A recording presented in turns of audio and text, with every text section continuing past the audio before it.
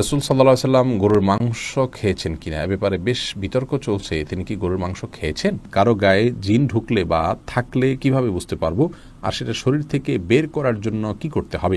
মৃত ব্যক্তির ব্যবহার করা ফোন দিয়ে যদি স্ত্রী কোরআন শরীফ পড়েন, রেকর্ড করা কোরআন শুনেন এবং ইসলামিক ভিডিও দেখেন, এতে কি তার মৃত স্বামীর সওয়াব হবে? তদ্রূপ যদি গান বা অন্যান্য ভিডিও দেখা হয়, এতে কি মৃতের গুনাহ হবে? আমাদের দেশে সচরাচর দেখা যায় মৃত ব্যক্তিকে গোসল দেওয়ার পর গোসল দেওয়ার স্থানে 41 দিন পর্যন্ত কাউকে যেতে মানা করা হয়। সেখানে সন্ধ্যাবেলা 41 দিন পর্যন্ত আগরবাতি বা মোমবাতি জ্বালানো হয়। এটা কি শরীয়ত সম্মত?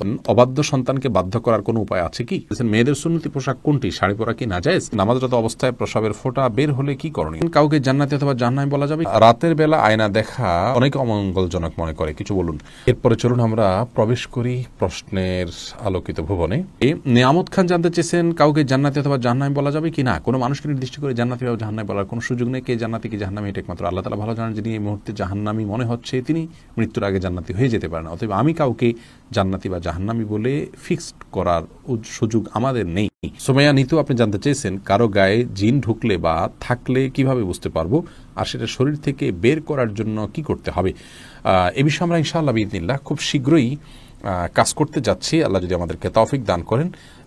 জিনের উপদ্রব থেকে বাঁচার জন্য কোরআনে কারীমের তেলাওয়াতটা আমাদের ঈমানকে জাগ্রত করবার, ঈমানকে বৃদ্ধি করবার জন্য অনেক বড় সহায়ক একটি বিষয়।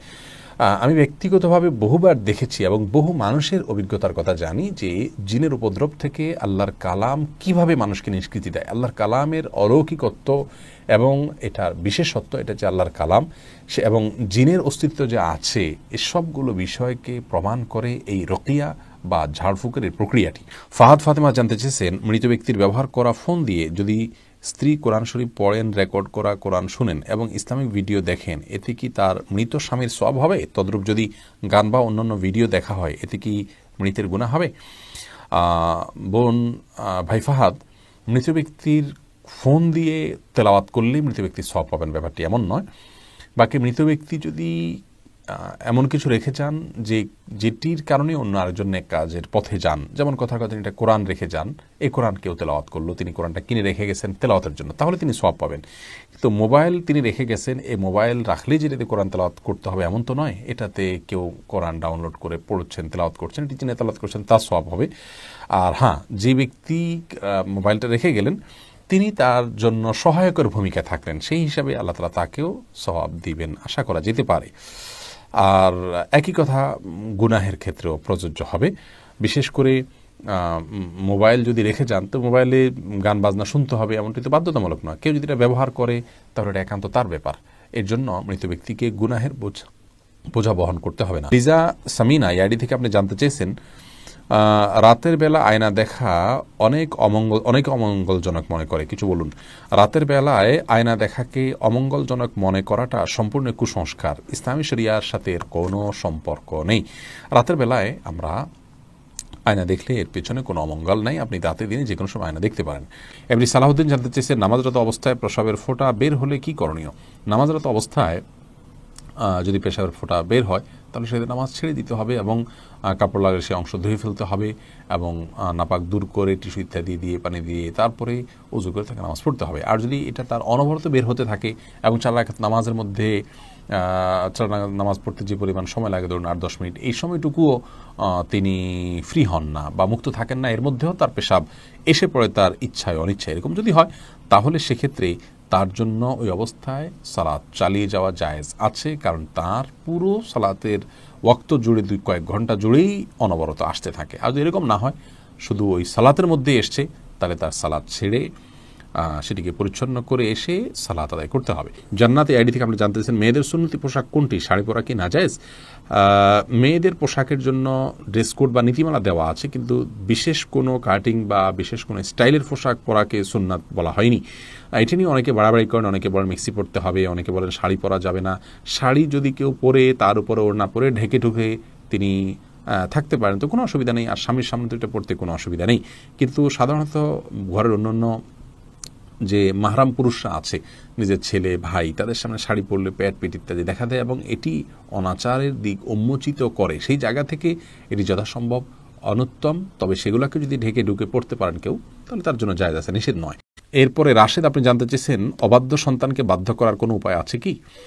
অবাধ্য সন্তানকে বাধ্য করার জন্য ছোটবেলা থেকেই তার সাথে সেভাবে ইসলামিক যে আপনার ইসলামের যে নির্দেশনা আছে একজন প্যারেন্টসের জন্য প্যারেন্টিংয়ের বিষয়ে সেগুলোকে লক্ষ্য করা উচিত। তাকে সালাতের নির্দেশ দেওয়া, নিজের সালাতে অভ্যস্ত করা, ভালো পরিবেশ দেওয়া, এগুলো না করে এরপরে বড় হওয়ার পরে অলৌকিক কোনো পদ্ধতিতে তাকে আপনি বাধ্য করে ফেলবেন এরকম কোনো সুযোগ নেই। তারপরেও আপনি তাকে সৎসঙ্গ দিলেন, নেককারদের সোহবতে নিলেন এবং তার জন্য আল্লাহর কাছে মনে প্রাণে দোয়া করলেন, আবার দোয়া সন্তানের জন্য কবুল হয়। এইরকম বিভিন্ন উদ্যোগের মাধ্যমে আপনি তাকে সৎপথে আনতে পারেন, বাধ্য করতে পারেন। আশরাফুল হক শুভ আপনি জানতে চেয়েছেন, আমাদের দেশে সচরাচর দেখা যায় মৃত ব্যক্তিকে গোসল দেওয়ার পর গোসল দেওয়ার স্থানে 41 দিন পর্যন্ত কাউকে যেতে মানা করা হয়, সেখানে সন্ধ্যাবেলা 41 দিন পর্যন্ত আগরবাতি বা মোমবাতি জ্বালানো হয়। এটা কি শরীয়ত সম্মত?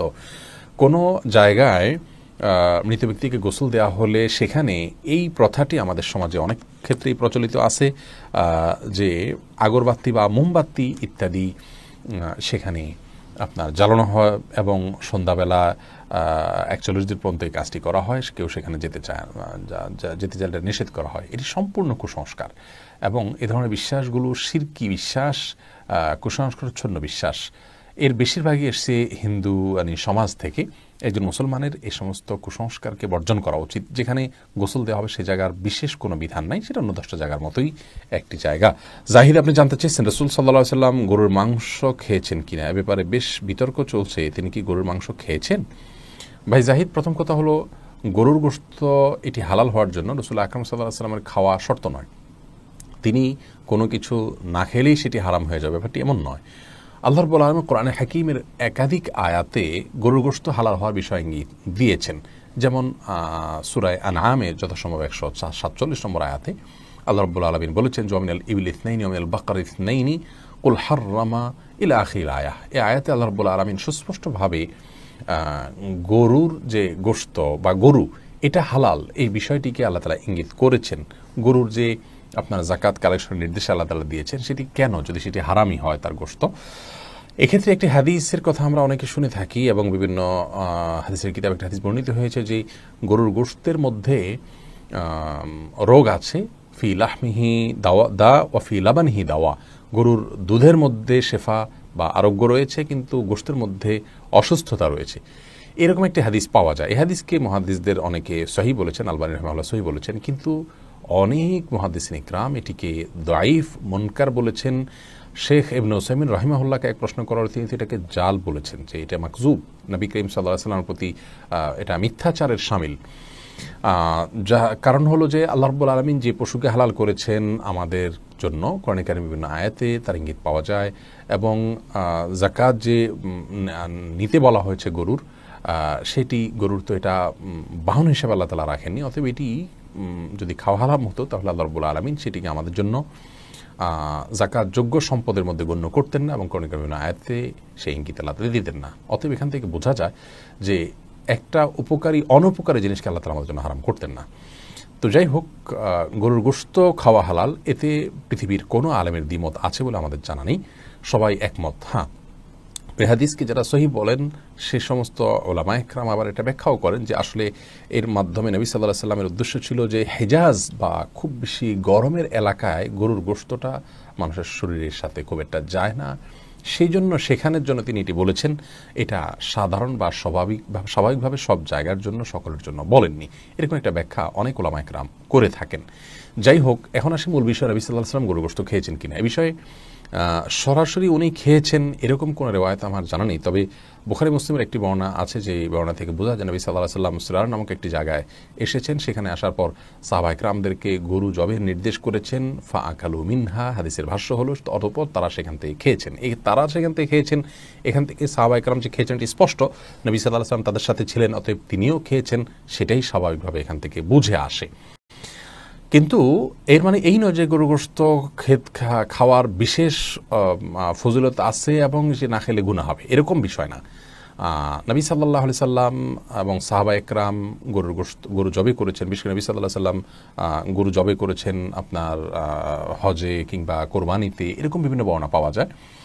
আমাদের ভারতে যে সমস্ত ভাইয়েরা বসবাস করছেন, আমি বিশেষ করে তাদেরকে বলবো, অনেকে আমাদেরকে দেখছেন ভারত থেকে, আমাদের অনেক দর্শকরা দেখে থাকেন এই অনুষ্ঠান, তাদেরকে আমরা বলবো যে আপনাদের এলাকাগুলোতে যেখানে গরুর গোশত খেতে গেলে, গরু জবে করলে, গোশত সংরক্ষণ করতে গেলে আপনারা জীবন হুমকির মধ্যে পড়ে যায়, এরকম পরিস্থিতিতে আপনারা গোশত খাওয়ার জন্য, গরু গোশত খাওয়ার জন্য কষ্ট করতে যাবেন না। অনেকে মনে করে গরু গোশত না খেলে বোধহয় পাক্কা মুসলমান হওয়া যায় না। এটা খুব অল্প সংখ্যক মানুষ মনে করেন, তো এটি আমাদের ভুল ধারণা। গরু গোশত খাওয়ার জন্য আপনার জীবনকে হুমকির মধ্যে ফেলে দেওয়া এটা কোনো অবস্থাতে উচিত নয়। আপনাকে হালাল জিনিস খেতে যদি বাধা দেয় কেউ, জুলুম এবং আপনার প্রতি নিপীড়নমূলক আচরণ করে, তাহলে সেক্ষেত্রে আপনার জীবন রক্ষার জন্য, জীবন নিরাপত্তার জন্য আপনি এটি পরিহার করলে সেটি আপনার জন্য সম্পূর্ণ জায়েজ আছে।